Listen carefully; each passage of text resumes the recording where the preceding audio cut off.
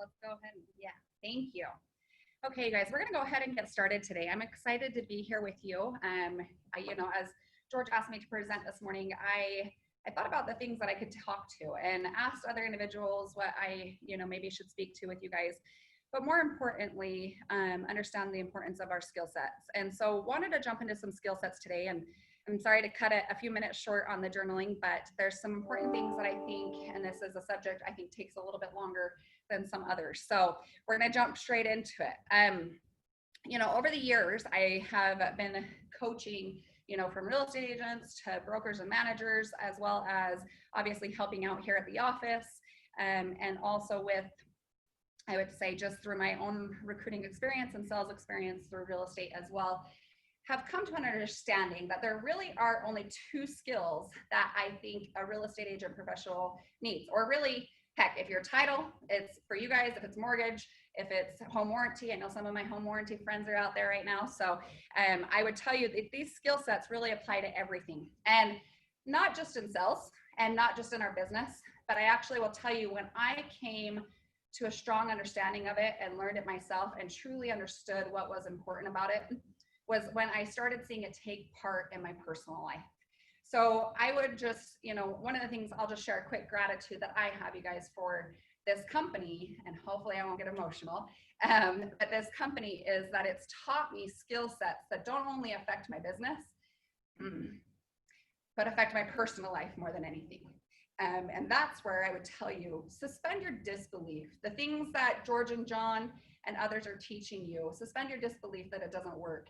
Because I promise you, if you submit to that course, like George always talks about, for at least 10 years, I'm coming up on my 10 years, you guys. August is my 10 years.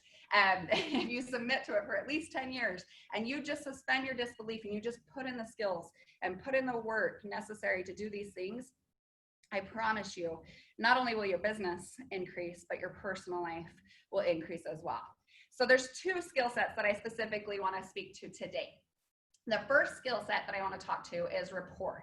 And I'm going to go quickly through this because I know that we've covered it over the last couple of weeks, but I think rapport is a key factor to our business. And I want you guys to write down this definition, okay? So my definition for building rapport is to have something of commonality, not something in common. I'm going to repeat that again. To have something of commonality, not something in common. Okay, I have heard throughout the years, through the industry, that I only want to work with people who are like me, or, market out to the people who are like you. You guys, I would tell you what my mentor told me early on, as I was sitting in his leadership training, and he said to me, that's not leadership. If you are only trying to reach out to the people who are like you, that's not leadership. Okay. And so truly stepping into that leadership role that we always talk about here at Everest, and be that leader, be that mentor, that person that guides them through this process. So real quick, the 4 key elements to rapport that we talk to here at the Everest Sales System. So number 1 is your repeating and affirming. Okay. And real quickly on that, I'll just tell you, number 1, it causes you to actively listen. Number 2, right, it makes them feel like you're actually listening. So it's more important than you guys think it is. I remember when I first started learning this myself, I was like, that sounds really weird, or, I don't know that these guys are it just felt awkward to me. And what I would tell you is, I always will give the example of when you're buying a car, or if you just bought a car and you come to your friend and you say, hey, Brandy, guess what? I just bought a car. And she says to you, cool. You guys, that's not sales, right? And so turning to them and saying something along the lines of, Brandy, you just bought a car. That's great. That's exciting. What did you get? That is repeating and affirming. So just understand, and I can say out of the 4 elements, that's probably the most crucial one. And it's your ability to make sure that they feel like you're actually listening to them. The second thing that I want to talk to, and I had the opportunity to sit with one of my coaching clients yesterday, while she made some calls, and it was tonality, right? And how important the tonality is when you're making your calls. I know there's many of us who have felt like, oh, I feel like a robot when I'm using a script, or I don't want to use a script because that's just not who I am. Again, hopefully these 2 skills that I talk to you guys today will help you understand it's not about you. Like my mentor said to me, it's not about you, it's about your client. Okay. And so I'm hoping that these 2 skills will really help you understand that you have the ability to be who you need to be, for your clients by actually following a script, by actually doing what you need to do. And you actually do get to be present, and I get to be Lindsey because I actually have these skill sets down. Okay. So I just, again, would challenge you on that. The third thing, so on the second thing, the tonality. So the tonality and making sure that you're paying attention to this. So oftentimes when you're first learning a script, or if you've been doing a script, right, is make sure you're paying attention to your upswings as well as your downswings.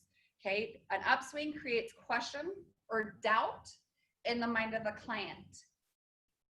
So you're going to use questions like, what made you decide to choose that agent? Right? I'm going to go up because I want to create doubt and question in their mind. Okay. Or the downswing is when you want to create authority. So using this throughout your whole conversation, if you, like, for example, if you're just brand new and using the scripts for the first time, this will allow you to sound like you have the inflection in your voice, but you can still verbatim read them if you need to. Okay. So going through that process, the downswing creates authority. Okay. I remember when I first used this, for those of you who can't tell already, I'm an expressive personality style. I like to use my hands when I speak. But my favorite thing when I first started doing it is I would always say, what works better for you, afternoons or evenings? You guys, there's no authority in that conversation, right? So I had to learn this over the times, and use your hands if you have to when you're in the conversation or when you're on the phone. Make sure that you're using your hands, okay? So again, what works better for you, mornings or afternoons? Okay, do you see how I'm using my hand to make sure that I create that authority in my conversation? Okay, so we have repeat and affirm, tonality. The third thing is mirror and matching. You guys, mirror and matching is so important in so many ways. You can mirror and match in your tone. You can mirror and match in your language when you're speaking to different personality styles, which is what we're going to get into next. You can mirror and match in the body language. Okay, there's so much value in mirror and matching. And remember, this is only for your first 15 to 20 seconds till they give you that ability to truly take leadership and to guide them through that process. Okay, the last thing is your rate of speech. Okay, if they speak fast, make sure you speak fast. If you speak slow, or they speak slow, make sure you slow down and speak slow. Okay, the best way I teach this to anybody, especially for being an expressive personality style or driver, because I have a driver underlying as well, is to make sure when you first pick up that phone, if they say hello, you say hello first. If they say hi, you say hi. If this is friendly, right? I'm going to use their language to slow me down, to give me that rate of speech, right? To also make sure that I'm mirror and matching their language in the very beginning of the conversation. It helps you build that much better. Okay. So the second thing I want to talk to you guys about is I want to talk specifically in regards to personality styles. So I believe that we put rapport and personality styles together. It doesn't matter what script you use, you choose your own, but you're going to succeed that much more. So it's often said that in sales, for a real estate agent in our industry, for a real estate agent to increase their business by 20% year over year, their best ability was to make sure that they're actually revisiting their ability to be, okay, their ability to be somebody else. Okay, but I'm going to spread out a couple points before we jump into the personality. And the key to your success in doing this. I know there are many of us out there who probably thought, well, I need that personality style because I'm going to be a much more successful business. Let me tell you something, guys. My amiables that I've coached over the years are my best coaching clients if they can learn how to be versatile. Okay, so making sure they're actually being, and again, being. I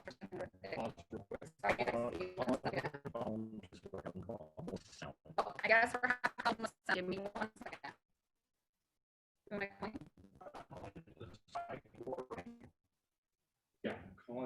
Lindsey, I just sent you a link to your text. If you click on that, it'll take you in there, and then we can do it through that, and it'll sound better.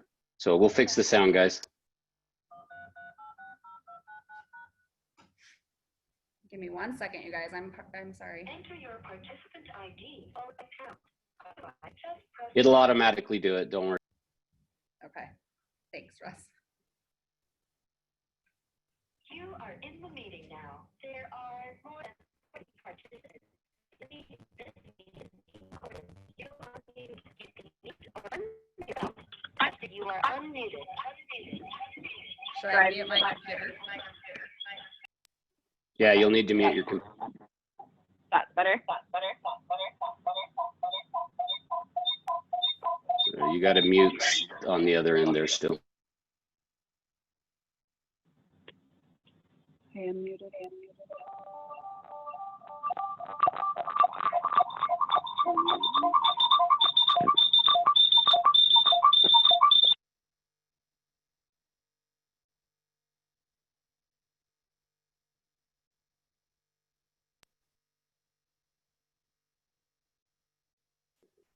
Try turning your sound all the way down on your computer.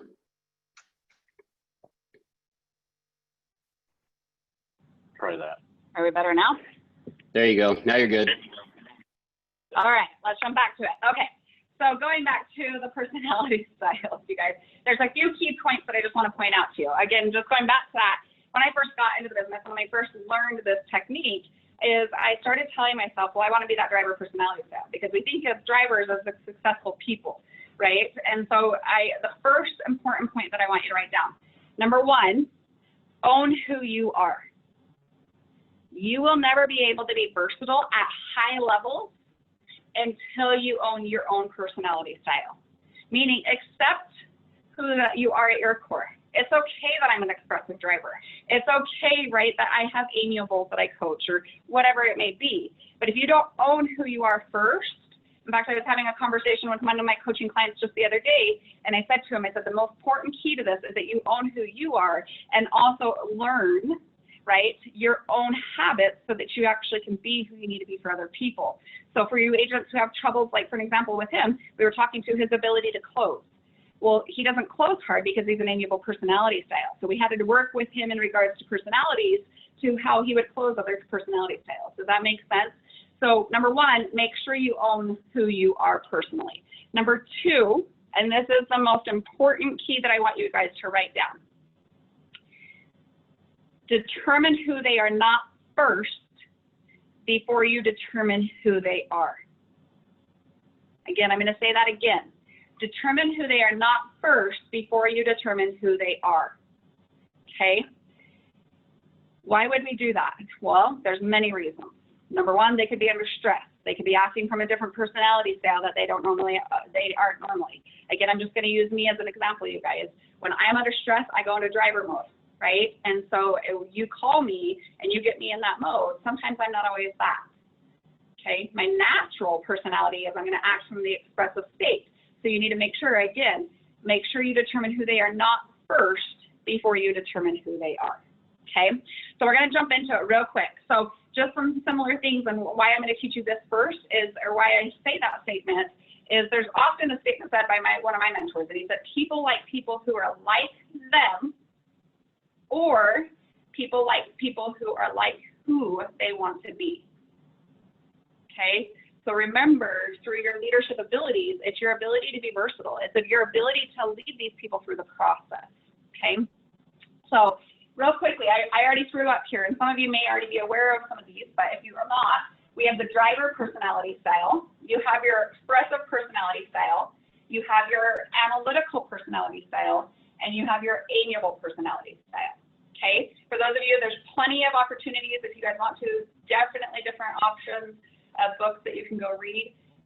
This is something that I've studied heavily throughout the years just because I believe that it's so important and to learn it from all different angles. So my 3 books that I always will recommend is, number 1 is Versatile Selling by Wilson Learning Systems. Number 2 is Platinum Rule, and I don't quite remember who the author is of that, but that one's a really good one. And then the 3rd one is actually one John Syatt recommended to me early on, and it's called Charisma Myth by Olivia Fox. And that one I love because it speaks to how we all have charisma, but we also only attract the charisma that we are, right? And so again, just there's so many different angles that you can go from this, so many different tests that you can take. So just know, you know, there's different ways, but we're going to go about it this way in the sense of business, okay? So I have nicknames for every one of these. And some of them may not be the ones that they want to hear, but the first one, I'll go with mine. So expressive. These are the life of the party, right? They're the ones who want to be the center of the stage, life of the party, but that's my nickname for them. My amiable, these are my best friends. Okay, these are the people that people always want to be with, right? Because, well, they usually go along with the ride, right? So if I'm the life of the party, guess what? My best friend is an amiable. So we're just going to speak to that, okay? And then you have the driver. Sometimes I refer to them as the jerk. I'm just going to be honest, right? But I would also say that they're the ambitious ones. They're the ones that we look to, right? That we're always looking to as that person who's kind of a go-getter. And then the last one, sorry, I went backwards. All right, amiable, analytical. The last one, right, the analytical. I would call these the number people. Okay, so they're kind of my people who love the numbers. They get detailed on it, things like that. So again, if we go back to that second point that we talked to, determining who they are not first before you determine who they are. The reason why I want you to focus on that first is because, again, those, right, they can be asking for multiple personalities, or you're somebody like myself who's studied it long enough. I mean, there's many times where I'll sit down with people, they don't have any idea who I am. In fact, I had this conversation yesterday with one of my clients, and she had no idea who I was, right? My natural personality is the expressive driver. So everybody has multiple situations. So, okay, so if we have the driver and the analytical, basically what I want to share with you, right, is they have similarities. What do you think these two have similarities in? Okay, I just want you to think about this. They're numbers oriented. Okay, and they, I guess you could say for them, is they're low on emotion. Okay, so when I have somebody on the phone and they're talking numbers, or they're answering to me in the questions I'm asking them, to Russ's point the other day, if I'm asking the right questions and they're talking numbers or they're talking the emotion of things, remember, right, or low on emotion, almost no emotion, they're going to be one of these two personality styles. I can immediately almost cancel out these two. Does that make sense? So we want to make sure that we're actually determining who they are not first before they determine who they are. These guys are going to be high on emotion. And they are almost always going to make decisions based on how they feel. Okay, so these guys are numbers oriented. These guys are how they feel. Okay, now if I have an expressive driver, the similarities between an expressive driver, they act fast, they walk fast, they talk fast, they are fast in everything they do. For some of those, that's probably why I got tongue twisted today in the morning affirmations, right? Everything I do is fast. So I mean, they're going to have both personalities. So it's just one of those things that we have to make sure that we do. They also will make decisions quickly, okay? So I'm just going to put fast and then decision makers. Like these guys will make decisions fast and quick.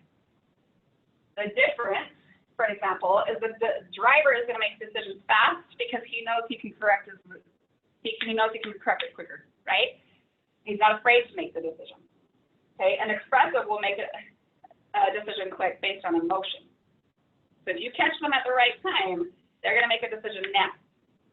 Okay, so obviously then it speaks to the amiable and the analytical.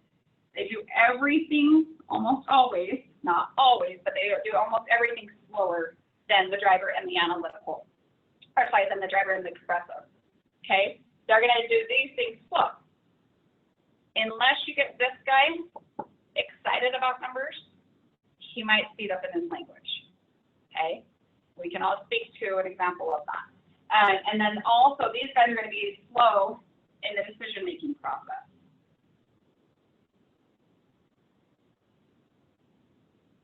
So if I'm speaking at a listing presentation, the analytical and the amiable, right? The analytical is going to make decisions slow based on numbers. You have to make sure you deliver your statistics. There's a reason why we always speak to that, making sure that you actually deliver what it is that they need as far as being able to make that decision.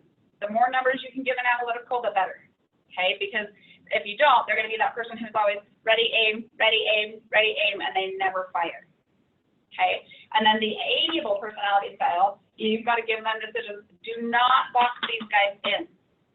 Let them close slowly. My favorite questions that, over the years that I learned from George and John was, how do you feel about this? How do you feel about what I've shared with you, Ryan? Right? Things like that, because that is going to help them come to their conclusion. But again, they have to make their decisions slowly. Do not box them in, because if you do, an expressive will give, again, part of my analogy, you guys, will give you the middle finger if you try to box them in. Okay? The amiable is going to let you box them in, but then what they'll do is they'll retreat. They're just not going to say anything if you try to close them hard. Okay? So let's go real quickly. I know we have a few minutes here, but I want to just kind of give you guys some traits on each personality style so that you really can dive into these as you're kind of studying them. Again, I would go back to the reason why you're using a script, you guys, is so you can understand who your clients are. Okay? If you listen to the way they answer the questions, you will quickly pick up on who they are. Then if I'm going to a listing presentation, I know what I need to present. If I need to bring statistics, I'll bring statistics. I may bring my whole stack of comparables for an analytical, where with an expressive or driver, do not bring that with them. Just give them their bottom line, okay? So I would hope that you guys are using your scripts, but also using your scripts in a theory that you understand they are there for a reason. They're helping you. They're there to make sure that you can be who your clients need you to be. Again, it's not about you, it's about them. It's not about you, it's about them. I will say that over and over, you guys. I remember when I first started working with my coach, and I was just like, well, I'm not going to do that. That's not who I am. That's manipulation. Or what other statements did I say? That's just not who I am. I don't want to manipulate people. It's not manipulation. As George will always say, there's two types of salesmen. You have your manipulator and you have your persuader. The only thing different is their level of intention. The same skill set, the level of intention. Okay, so let's go through this real quickly. So I want to give you some traits on the expressive personality style. We're going to start with the expressive because I can easily get after that person because that's who I am. Okay, so again, they make fast decisions. They're high in terms of emotion. They're very outspoken. Okay, and they're very open and spontaneous personality styles. These are the people that I often will refer to as they always appear, you guys, I'm going to repeat that, appear to be rushing around. They're the ones that think they look like they're busy. Or they try to look like they're busy, but they're really not. Okay? They like to be the center of attention. And they will rarely, you guys, rarely allow themselves to get bored.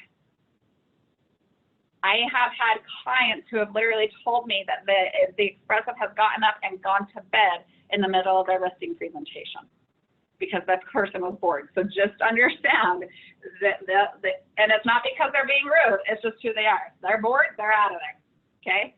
Or they'll find a quick way out. And they're almost always, and when I say always, almost always late, especially on a social event, okay? So for me, my driver comes in on the business side. But on the social event, if you ask my friends, they will tell you I'm almost always late, okay? They are high risk takers, and they're very impulsive people. Okay, they like to live on the edge. Okay, and again, this is a personality style that when I'm closing them, I do not want to box them in because they will give me the middle finger. Okay, they'll back away and they'll give me the middle finger. You're probably never going to hold them again. They have a strong need to be the center of stage. They love their freedom and their independence. Do not take them away from that. So you as an agent, if there's anything you can do in your presentation, whether you're working with a buyer or a seller, make sure you're giving them options. Okay, an expressive personality style needs options when you're working with them. They need to feel like they're the ones making the decision, right? But also they're okay if you give them their options. Okay, they're going to use statements like, this is how I feel, this is who I am. I also will call these individuals the me monster. Okay, I'm so grateful that I learned this early on because I was definitely that. I would do a presentation, you guys, and it was always about me, or how great Century 21 was, or whatever it was. It was always ego. Okay? So again, remember who you are so that you can address what you need to do to make sure you're being needed for your clients too. So I call these guys the eye monster. They're the ones that are always trying to one-up you. Okay? Now, again, not because they're rude, not because, right, they're trying to do that. It's just their nature of their personality style to do it. Okay? They will almost always avoid eye contact.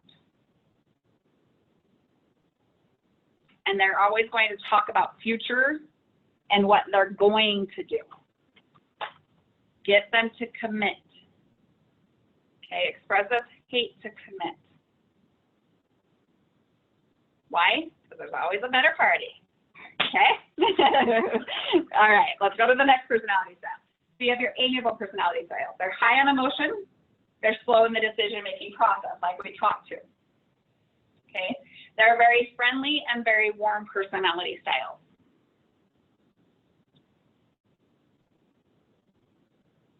Just another fun little fact, you guys, an expressive, the way their home's going to be decorated, bold, bright colors, fun, pictures of families, friends, them, right?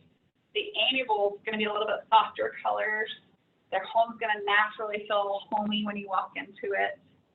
Okay, that's an amiable personality style. And it's usually only going to be pictures of their family. These guys are going to have pictures of their friends, their family, their dogs, their cats, whatever else is involved in their life. Okay? They're great team players, and they're very supportive, amiables are. So anything you can do throughout your selling process to make sure these individuals feel like they're a part of the process, they're going to be more committed to you, and you'll draw them quicker to you faster. Okay, so making sure that you make sure they feel like they're a part of the team. Use statements when you're trying to sell them, like we. So, you know, Randy, this is something that we need to do to make sure, right, that we get you that home closed within the next 45 days. So use statements like we. Okay, working towards a common goal. Again, they need to make sure they're part of that goal.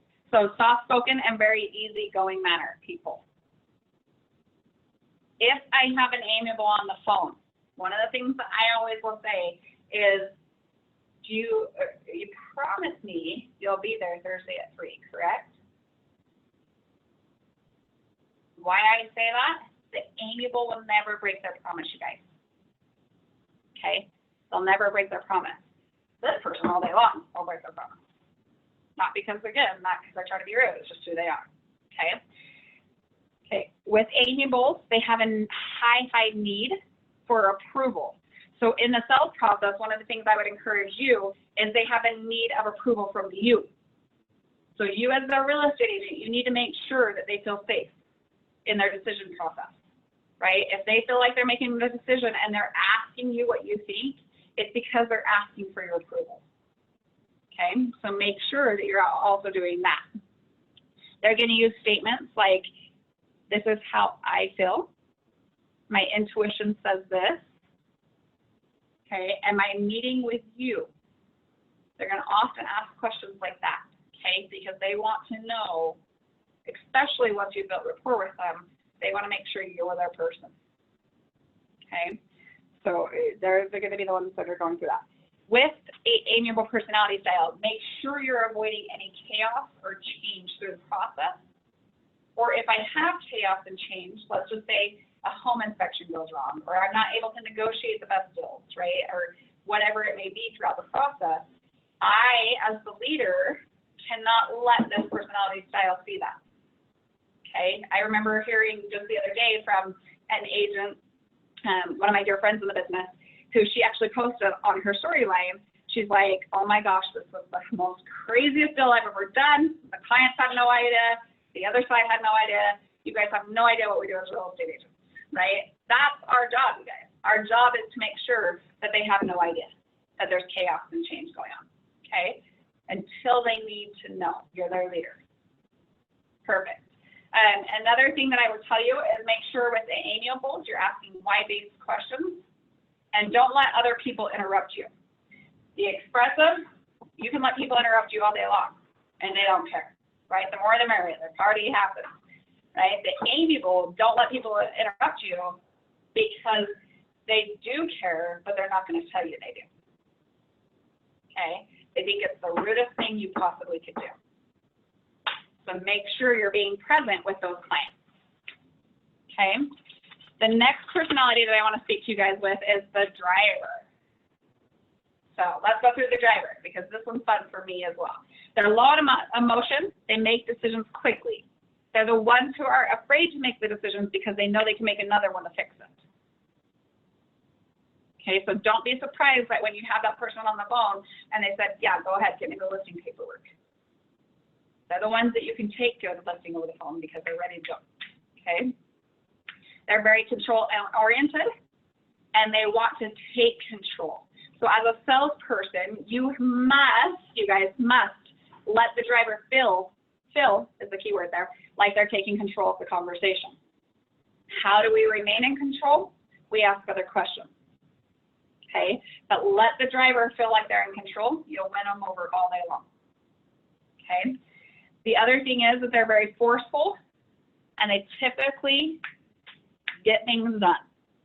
There are times, and I know my colleagues can probably testify to this, that when I go into my driver mode, very quickly, it's like, get out of my way. I'm on a freight train, and I'm ready to ride the freight train, and I'm ready to go. And I'm going to get things done. So just know, again, especially my angels, that doesn't mean they're a jerk. It's just who they are. Okay? So just remember, it's just who they are. I remember I had a coaching client a few years ago who said to me, she goes, Lynn, so wait a second, my husband's really not a jerk? No, he's really not. So you guys, this does apply to all aspects of your life, okay? So the driver personality style, they're very bottom line oriented. So the analytical will make decisions based on numbers, but it's more statistics. These guys just want to know how the baby, they don't want to know how the baby was made, they just want to know how the baby got there. Right? They're very bottom line oriented. They seem rushed and very impatient. They also are the person that you usually think are very ignorant people. Again, not because they are, they're just very direct and bold and want to get to the point. Okay? I know we're short on time, you guys, so I'm trying to hurry here. Bear with me, bear with me. Okay, they're nonverbal clues. They speak fast, they walk fast, and they make demands. They're very competitive personality styles, and they love their recognition. So when I'm walking through a driver personality style home, they're going to be the ones that have the trophy cases and, you know, the big elk on the side of the head. We're from Utah, guys, so the big elk on the wall, right? Like they want to be recognized for that because that's their personality. Okay, they're going to use words too, like get to the point, skip the details, make it brief, get on with it. Again, especially if you're these personality styles, don't get offended by it. That's just who they are. And the quicker you can come into this mode for them, the better. Okay, so again, determine who they are. Awesome. Okay, last personality style is your analytical personality style. I'm just going to make a note here, you guys, because I want you guys to also understand this. Typically, who you are opposite of, number one, is usually your spouse or your significant other, and number two is usually your hardest personality style to deal with. Just saying, okay? So there are statistics that show that. So if you can master the opposite of who you are, you're going to be that much more successful, and I promise you that. Remember, we can sell to 25% of the people who are like us, but your job is to sell to the other 75%. You want to increase your business by 20%? Get into versatility. Make sure you're being who you need to be for your client, okay? Analytical personality style. They're very low on emotion, and they make decisions slowly. They're very structured and very organized. Do not show up to a listing presentation with papers all over the place, as expressive. Right? Don't show up to a presentation with them without your statistics. Okay? Those are the people that want to know these things. They have to have the structure and the organization, and it has to be precise so that they'll actually move forward.